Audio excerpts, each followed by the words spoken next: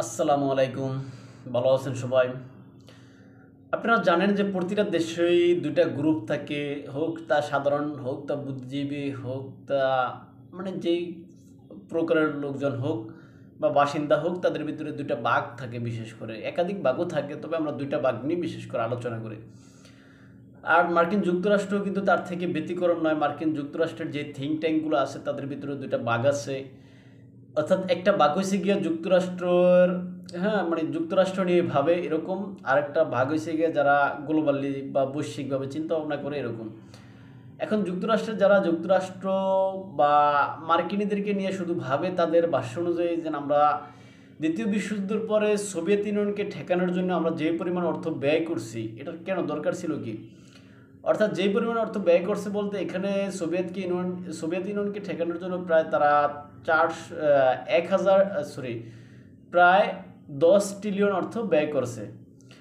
এখন এই ১০ ট্রিলিয়ন অর্থ দিয়ে প্রায় ব্রিটেনের মাটির উপরে যা আছে প্রায় সব কিছুই কিনা সম্ভব। এখন এত পরিমাণ অর্থ যারা যুক্তরাষ্ট্র সেন্ট্রি বা যুক্তরাষ্ট্রপন্থী আছে তাদের কথা হচ্ছে কেন আমরা এই পরিমাণ অর্থ ব্যয় করলাম।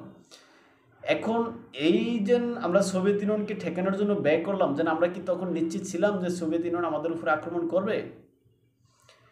এখন যদিও নিশ্চিত থাকি তাহলে কত পার্সেন্ট? ১০০%? না।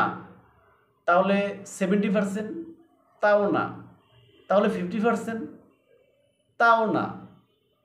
তাহলে 10%? বরঞ্চ 10% থেকেও কম যুক্তরাষ্ট্রের লোকজন নিশ্চিত ছিল যে রাশিয়া তাদের উপরে আক্রমণ করবে। এখন 10% নিশ্চিত হয়ে কেন আমরা এত পরিমাণ অর্থ ব্যয় করলাম, তারা প্রশ্ন তুলছে। এখন এই 10% যেই বিনিয়োগ করার পরে, অর্থাৎ ১০ ট্রিলিয়ন 10% সম্ভাবনা, হ্যাঁ, এই জন্য আমরা এত অর্থ ব্যয় করলাম। আর এই যুক্তরাষ্ট্রে আক্রমণটা কোথায় থেকে হতো বা কোন কিভাবে রাশিয়া যেন এই ইয়াটা করতো, এটা হয়তো আপনারা সবাই জানেন। যেন কিউবার মতো দেশ বা হয়তো কমিউনিস্ট এরকম অন্য কোনো দেশ দ্বারা হয়তো হামলা চালাইলেও চালাইতে পারতো, কিন্তু তার সম্ভাবনা ছিল মাত্র 10%। এখন তাদের কথা হচ্ছে কি, এই 10% সম্ভাবনার জন্য আমরা যে ১০ ট্রিলিয়ন অর্থ ব্যয় করলাম বা 10 ট্রিলিয়ন অর্থ ব্যয় করলাম, এই অর্থটার বিনিয়োগ করে বা ব্যয় করে আমরা কি পাইলাম? বরংস আমরা কিছু পাই না, বরংস আমরা ইউরোপকে নিরাপত্তা দিছি, ইউরোপকে নিশ্চয়তা দিছি যে তোমাদের কিছু হইলে আমরা আছি, এরকম নিজেদের অর্থ ব্যয় করে। এখন তাদের কথা হয়েছে যে হ্যাঁ আমরা আসি, তাদেরকে এই কথা বুঝাইতে যে আমরা ১০ ট্রিলিয়ন ব্যয় করে আমরা নিজেরা যেন অভ্যন্তরীণভাবে শেষ হয়ে যাইতেছি বা শেষ হয়ে যাচ্ছি বা গুণে খায়া লাইতেছি আমাদেরকে, আমরা সেদিকে কি নজর দিয়েছি? দেই নেই। অর্থাৎ আমাদের অর্থনৈতিক নিম্নর দিকে গেছে। তার বিনিময়ে বিপরীত দিকে চীনের অর্থনীতি ক্রমান্বয়ে উপরের দিকে যাচ্ছে। অর্থাৎ তারা সামরিক খাতে এত ব্যয় না করে তারা অর্থনৈতিক অন্যান্য দেশে ব্যাপক বিনিয়োগ করতে চাইছে বা তাদের অর্থনীতিকে গ্রোথ ক্রমান্বয়ে গ্রোথ করছে আর কি। এখন তাদের যারা যুক্তরাষ্ট্রপন্থী সেন্ট্রি আছে তাদের ভাষ্য অনুযায়ী যেন এটা আমরা ভুল করছি বা এটা আমাদের করা উচিত হয়নি। আমরা, হ্যাঁ, আজকে চীন আমাদের কাছে আসতে পারতো না আমরা যদি এই পরিমাণ অর্থ যদি ওদিকে ব্যয় না করি, আমরা যদি আমাদের অর্থনৈতিক উন্নয়নের কাজে ব্যয় করতাম বা কাজে লাগাইতাম। এখন যারা যুক্তরাষ্ট্র সেন্ট্রি বা গ্লোবালিস্ট সেন্ট্রি আছে তাদের ভাষ্য কি? যুক্তরাষ্ট্রের ভিতরে যারা গ্লোবালিস্ট সেন্ট্রি আছে তাদের ভাষ্য হচ্ছে কি, আমরা ইউরোপকে নিরাপত্তা দিছি, মূলত নিরাপত্তা দিয়ে ইউরোপকে সাথে নিয়ে আমরা বিশ্ব শাসন করছি। এখন ওই যে তখনই তাদের ওই ভাষ্যটা আসে যে তাহলে বিশ্ব শাসন করে আমরা কি পাইছি, এই শিখে তাদের কথা। এখন আসলে আমরা সবাই জানি যে যুক্তরাষ্ট্র বিশ্ব শাসন করছে, আসলে বিশ্ব শাসন করে আসলে বা এখনো করতেছে। এখন এই বিশ্ব শাসন করতে যায় তারা মূলত করছে কি, বিভিন্ন দেশগুলোর প্রতি বৈষম্যমূলক আচরণ করছে। যার সর্বশেষ উদাহরণ আমরা দেখতেছি ইরানের ক্ষেত্রে, আমরা দেখতেছি হামাসের উপরে, আমরা দেখতেছি হুতিদের উপরে। হ্যাঁ, অর্থাৎ তারা বিশ্ব শাসনের নাম দিয়ে তারা যে সমস্ত দুর্বল পক্ষগুলো আছে তাদের উপরে হামলা করতেছে। এখন তারা রাশিয়ার সাথে যাও পাঙ্গা নিতে, কিন্তু তারা কখনো সেভাবে যায় না। তারা আসে যেখানে দুর্বল, মানে তাদের উপরে যত মানে আপনার যত পরিমাণ স্যাংশন বলেন, নিষেধাজ্ঞা বা স্যাংশন যাই বলেন, এগুলো একতরফাভাবে তাদের অস্ত্র এটা। এখন এই অস্ত্র ব্যবহার করে তারা কতদিন টিকবে সেটা আসলে দেখার বিষয়। আর আসলে যারা যুক্তরাষ্ট্র মানে যুক্তরাষ্ট্রপন্থী যারা মানে যেই গ্রুপটা আছেন তাদের আসলে কথাটা ঠিক, এখানে আমরা তাদের সাথে একমত হইতে পারি যে তারা আসলে এই যে এত পরিমাণ বিনিয়োগ করে তারা মূলত তাদের যেই আপনার অভ্যন্তরীণ যেই সমস্ত মানে সংস্থাগুলো বা নিরাপত্তা বিষয়গুলো আছে সেগুলো তারা এখানে মানে অবহেলা করছে। আর গ্লোবালিস্টদের যে বাক্য যেই আপনার কথা, তাদের কথা অনুযায়ী বা তাদের যে চিন্তা ভাবনা সেটা অনুযায়ী তারা বিশ্ব শাসন করছে, আসলে বিশ্ব শাসন করে তারা সুনাম অর্জন করছে আর কি। এটা এখন আসলে কথা হয়েছে যে শুধু বিশ্ব শাসন করে সুনাম অর্জন করলে লাভ কি, সেখানে যদি মানে অর্থাৎ পেটে যদি ভাত না থাকে আমি মানে জামা মানে হুডানকি দেয় বাইরে যায় লাভ কি, বিষয়টা সেরকম আর কি। এখন যুক্তরাষ্ট্র তার নিজের অভ্যন্তরীণভাবে অর্থনৈতিকভাবে দুর্বলের দিকে যাচ্ছে, তিনি এখনও বহির্বিশ্বে হুডানকি দেখাইতে আছে।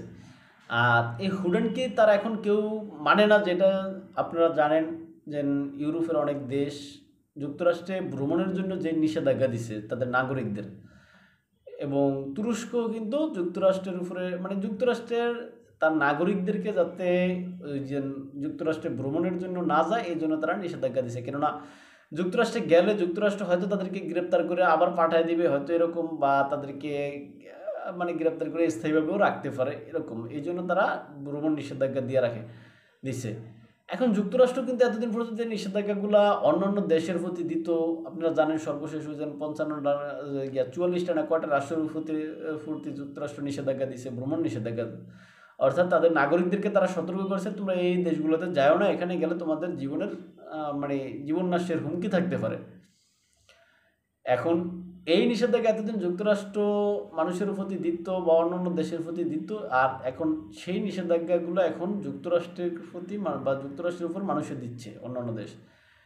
এখন এটাকে বলা হয় আসলে যে মানে কারো জন্য যে কুয়া কাটতে গেলে ওই কুয়া নিজেকে পড়তে হয়, এরকম আর কি বোঝানো যায় আর কি।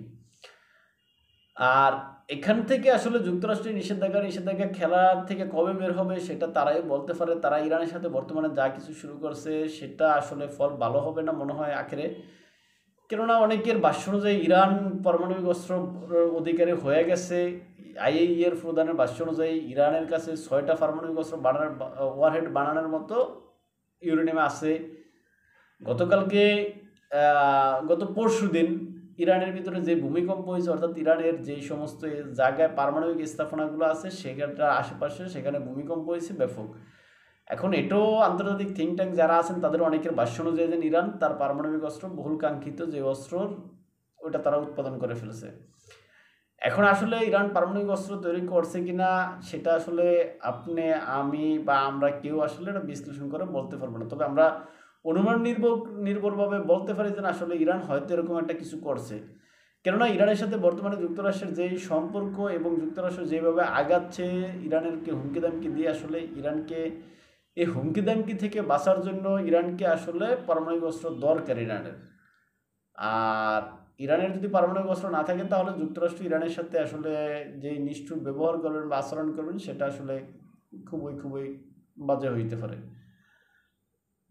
এই হচ্ছে আজকের ভিডিওতে, আর বেশি আলোচনা করলাম না, যতটুকু তথ্য আমাদের কাছে ছিল বা যতটুকু আমরা দিতে চেষ্টা করছি সবগুলোই আমরা বলেছি। তাই যারা এই ভিডিও এখন দেখতেছেন বা পরে দেখবেন সবাইকে ধন্যবাদ, এবং ভবিষ্যতে আপনারা পাশে থাকার জন্য চ্যানেলটি সাবস্ক্রাইব করবেন এবং লাইক করবেন এবং আপনাদের বিজ্ঞ মতামত কমেন্ট বক্সে লিখবেন। ভালো থাকবেন সবাই, আসসালামু আলাইকুম।